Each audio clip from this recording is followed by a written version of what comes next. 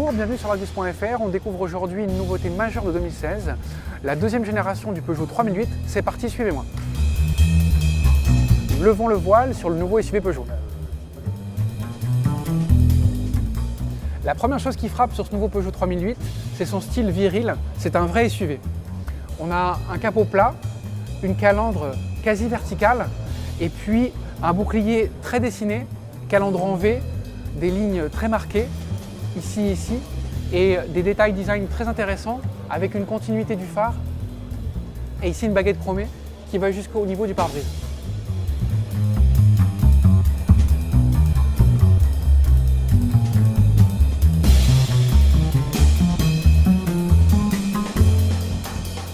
À l'arrière, on a ce nouveau bandeau laqué entre les feux.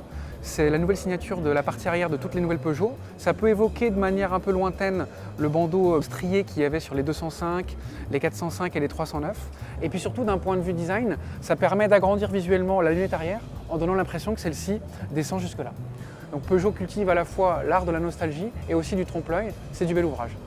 Mais au-delà du style, la nouveauté de ce Peugeot 3008, c'est ce coffre en une seule partie.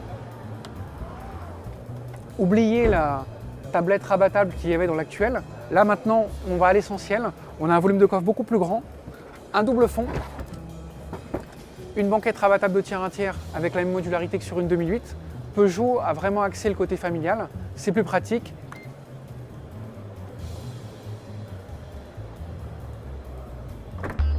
À bord de ce nouveau Peugeot 3008, l'ambiance est résolument high-tech, quasi premium avec une finition nickel, et puis surtout l'accent a été mis sur la technologie avec ici un écran tactile de 8 pouces et devant le conducteur, c'est livré de série, c'est une dalle 100% numérique de 12,3 pouces, c'est ce qu'on retrouve notamment chez Audi et chez Volkswagen, les Virtual Cockpit.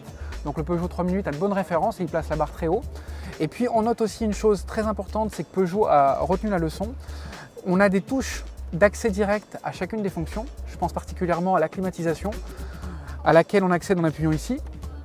Après, on peaufine les réglages via l'écran tactile, mais c'est très important pour la sécurité d'avoir un accès aux fonctions principales du véhicule. Donc c'est un très bon point et ce nouveau Peugeot 3008 a de sérieux atouts pour aller dans le peloton de tête du segment.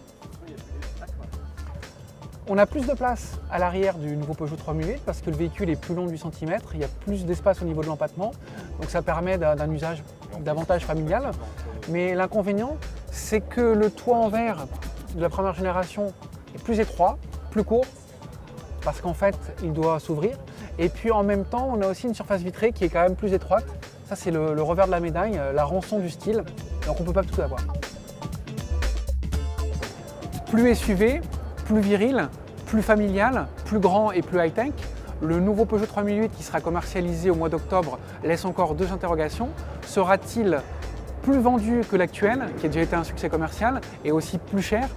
On n'a pas encore les tarifs. Peugeot devrait les officialiser notamment au niveau du mondial. Nous, on a une estimation qui serait autour de 24 000 € en prix d'appel pour ce nouveau Peugeot 3008. On verra au mondial. À bientôt pour l'Argus.fr.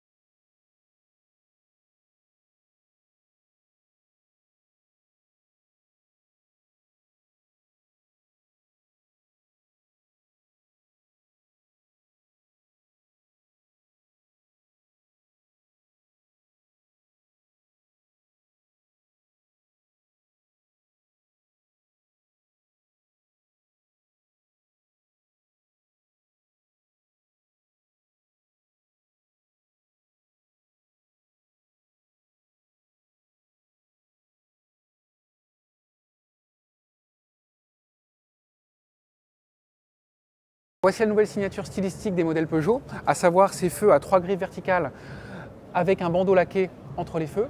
Ça rappelle d'un point de vue un peu nostalgique la zone ouvragée qu'il y avait sur les 205, les 405 et les 309. Et puis surtout d'un point de vue design, ça permet d'agrandir visuellement la lunette arrière en donnant l'impression que celle-ci descend jusque là.